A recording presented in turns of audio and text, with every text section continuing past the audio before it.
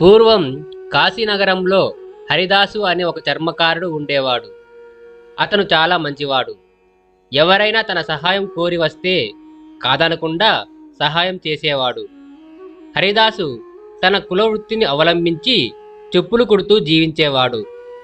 ఒకరోజు హరిదాసు యథావిధిగా తన సామాగ్రితో ఎప్పుడూ కూర్చునే చెట్టు కింద కూర్చున్నాడు.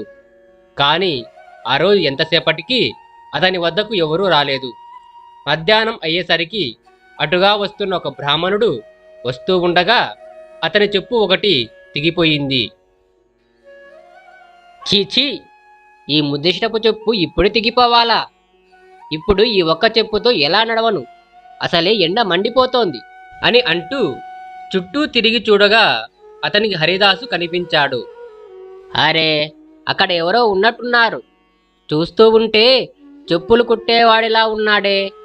ఇప్పుడే అక్కడికి వెళ్ళి చెప్పులు కుట్టించుకోవాలి అని అనుకుంటూ ఆ బ్రాహ్మణుడు తన చెప్పులను తీసుకొని హరిదాసు వద్దకు వెళ్ళి ఆ చెప్పులను అతనికి ఇచ్చి, ఏమయ్యా, కాస్త ఈ చెప్పులను కుట్టివ్వు అని అన్నాడు. హరిదాసు చెప్పులు కుడుతూ యథాలాపంగా ఇలా అన్నాడు. ఏ ఊరు బాబు మీది? ఏం పని మీద వచ్చారు అని అడిగాడు. ఆ బ్రాహ్మణుడు గర్వంగా ఇలా అన్నాడు. మాది కావేరి తీరం. గంగలో స్నానం చేసి పవిత్రుణ్ణి కావాలని ఇలా వచ్చాను అని సమాధానం ఇచ్చాడు.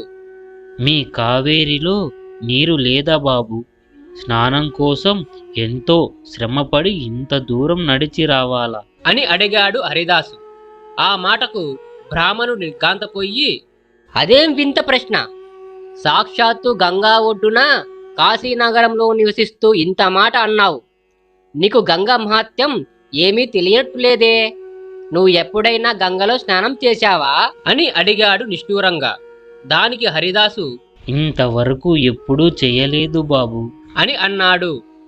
అది విన్న బ్రాహ్మణుడు హరిదాసును చూసి ఎంతో జాలిపడి, అరే, చూస్తుంటే అమాయకుడులా ఉన్నావే.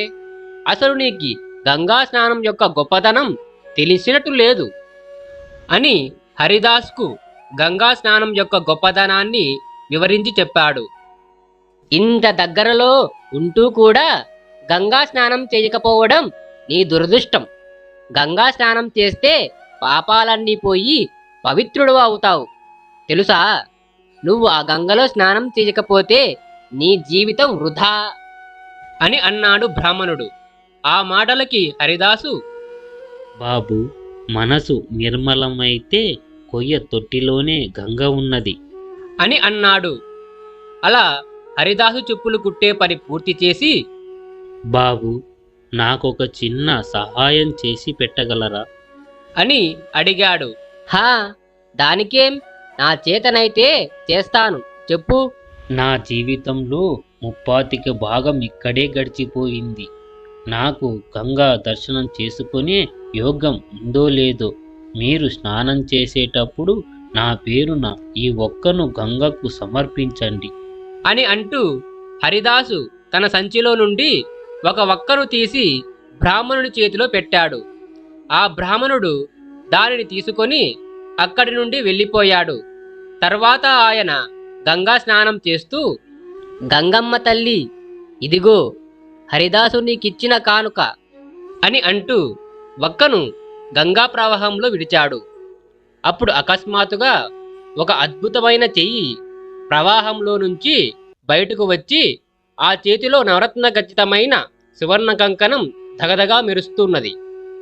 అది చూసిన బ్రాహ్మణుడు ఆశ్చర్యంగా అలాగే చూస్తూ ఉండిపోయాడు. ఇది హరిదాసుకి నా కానుకగా ఇవ్వు అన్న మాటలు వినిపించాయి. ఈ సంఘటనతో బ్రాహ్మణుడు దిగ్భ్రాంతపోయి ఆ కంకణం తీసుకొని ఒడ్డుకు వచ్చాడు. దీర్ఘంగా ఆలోచించిన తరువాత బ్రాహ్మణుడు ఇలా అనుకున్నాడు. ఆహా, ఈ కంకణం ఎంత చూడముచ్చటగా ఉన్నది. హరిదాసు ఇచ్చిన వక్కాకు ప్రతిఫలంగా గంగా ఈ రత్న కంకణం ఇచ్చింది. అయినా ఈ గంగాదేవి ఈ కంకణం ఇచ్చిన సంగతి ఆ చెప్పులు కుట్టేవాడికి ఎలా తెలుస్తుంది? అందుకే పని కట్టుకొని వెళ్ళి ఇంత అమూల్యమైన కంకణాన్ని వానికి ఇవ్వడం బుద్ధి తక్కువ. పోనీ దీనిని ఎక్కడన్నా అమ్ముకుందామంటే రాజభటులతో చిక్కు రావచ్చు. అందుచేత దీనిని తిన్నగా పోయి రాజుగారికే కానుకగా ఇస్తే మంచి సత్కారం ఉంటుంది. గంగామాత కరుణ వల్ల నా దరిద్రం తీరిపోతుంది. ఇప్పుడే రాజుగారి దగ్గరకు వెళతాను అని అనుకుంటూ బ్రాహ్మణుడు సరాసరి కాశీరాజు ఆస్థానానికి వెళ్ళి రాజుని ఆశీర్వదించి రాజుకి కంకణాన్ని బహూకరించాడు. ఆ కంకణాన్ని చూసిన రాజుతో పాటు రాజ్యసభలోని వారందరూ ఆశ్చర్యపోయారు. రాజుగారి కొలువులో ఉండే రత్న నిపుణులు దానిని చూసి పరిశీలించి, మహారాజా, ఈ కంకణం తప్పకుండా దేవలోకానికి చెందినదై ఉంటుంది.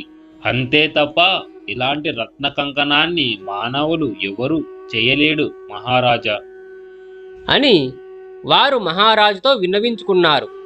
ఆ మాటలకి పరమానంద భరితుడైన రాజు, బహు ఇలాంటి మహా అద్భుతమైన రత్న కంకణాన్ని మాకు బహుమతిగా ఇచ్చినందుకు మీకు మా కృతజ్ఞతలు అని అంటూ ఆ బ్రాహ్మణుడిని ఘనంగా సత్కరించాలని నిర్ణయించుకున్నాడు. ఎవరక్కడ? ఈ రత్న కంకణాన్ని తీసుకువెళ్ళి మహారాణికి సమర్పించండి అని అంటూ ఆ కంకణాన్ని అంతఃపురంలోని మహారాణి గారి వద్దకు పంపాడు. మహారాణి గారు ఆ కంకణాన్ని చూసి ఎంతో ముచ్చటపడి తన చేతికి తొడుక్కొని తిన్నగా రాజ్యసభకు వచ్చి, ఈ కంకణం చూడముచ్చటగా ఉన్నది, కానీ ఈ కంకణం ఒక్కటే ఉన్నది. ఇది అందంగా ఉండాలంటే దీని జత కూడా ఉండాలి. దీని జత సంపాదించండి అని బ్రాహ్మణుడి అడిగింది. దానితో బ్రాహ్మణుడు కొయ్యబారిపోయాడు. వ్యవహారం ఇలా పరిణమిస్తుందని ఆయన కలలో కూడా ఊహించలేదు. మహారాణి గారు, ఇది మహత్తరమైన కంకణం. ఈ కంకణానికి జత సంపాదించడం అసాధ్యం. మహారాణి గారు మమ్మలను క్షమించాలి అని మహారాణి గారికి విన్నవించుకున్నాడు. అది విన్న మహారాజు అతని మాటలు తోసిపుచ్చి, వీల్లేదు. ఈ కంకణానికి జత మీరు ఎట్టి పరిస్థితుల్లోనూ తీసుకురావాల్సిందే. సాయంకాలంలోపు మీరు ఈ కంకణం యొక్క జత సంపాదించలేకపోతే మీరు దీనిని దొంగలించి తెచ్చినట్లు భావించవలసి వస్తుంది అని అన్నాడు. ఆ మాటలకి బ్రాహ్మణుడి గుండె జారిపోయింది. మహారాజా, నన్ను క్షమించండి. నేను దురాశతో ఈ కంకణాన్ని దొంగతనం చేశాను. ఆ మాటలకి మహారాజుకి కోపం వచ్చి, మూర్ఖుడా, ఇంత మహిమగల కంకణాన్ని నువ్వు దొంగలించి తెచ్చినందుకు నీకు మరణశిక్ష తప్పదు. ఎవరక్కడ? వెంటనే ఈ పాపిని తీసుకుని వెళ్ళి కారాగారంలోకి వేయండి అని గట్టిగా అరిచాడు. ఆ మాటలకి భయపడిన బ్రాహ్మణుడు, క్షమించండి మహారాజా, క్షమించండి. నేను బుద్ధి తక్కువ అయ్యి ఈ దొంగతనం చేశాను. ఈ నా పనికి శిక్ష మరణదండన. కానీ దాని జత కంకణాన్ని సాయంకాలంలోపు తేవడానికి ప్రయత్నిస్తాను మహారాజా అని మాట ఇచ్చి రాజుగారి వద్ద సెలవు పుచ్చుకొని బయలుదేరాడు. ఆయన పారిపోకుండా చూడమని రాజు కొందరు భటులను బ్రాహ్మణుడి వెంటనే పంపాడు. బ్రాహ్మణుడు తిన్నగా హరిదాసు వద్దకు వెళ్ళి బ్రాహ్మణుడు జరిగిందంతా హరిదాసుకు చెప్పాడు. అయ్యా, దయచేసి ఈ సమస్య నుండి నన్ను కాపాడండి అని అంటూ కాళ్ళ మీద పడ్డాడు. హరిదాసు కళ్ళు మూసుకొని గంగను ధ్యానించి బ్రాహ్మణుడి కాపాడమని వేడుకుంటూ అతను తోలు ముక్కలను నానవేసే తొట్టిలో చెయ్యి పెట్టి మరో కంకణాన్ని బయటకు తీశాడు. వింత చూడడానికి అక్కడ గుమ్మిగూడిన వాళ్ళు ఈ విడ్డూరం చూసి ఆశ్చర్యపోయారు. బ్రాహ్మణుడు హరిదాసు కృతజ్ఞతలు తెలుపుకొని కంకణం తీసుకొని రాజుగారి వద్దకు వెళ్ళి ఆ కంకణాన్ని ఆయనకు సమర్పించాడు. తన భటుల ద్వారా జరిగినదంతా తెలుసుకున్న కాశీ మహారాజు హరిదాసు వద్దకు వెళ్ళి, మహానుభావ, మీరు ఎంతో గొప్పవారు. మీ వంటి ఉత్తములు ఇటువంటి పనిని చేయడం ఉత్తమం కాదు. దయచేసి మా వెంట రండి. మీకు సుఖజీవనం ఏర్పాటు చేస్తాము అని అన్నాడు. దానికి హరిదాసు, మహారాజా, క్షమించండి. పూర్వీకుల నుండి వస్తోంది ఈ పని.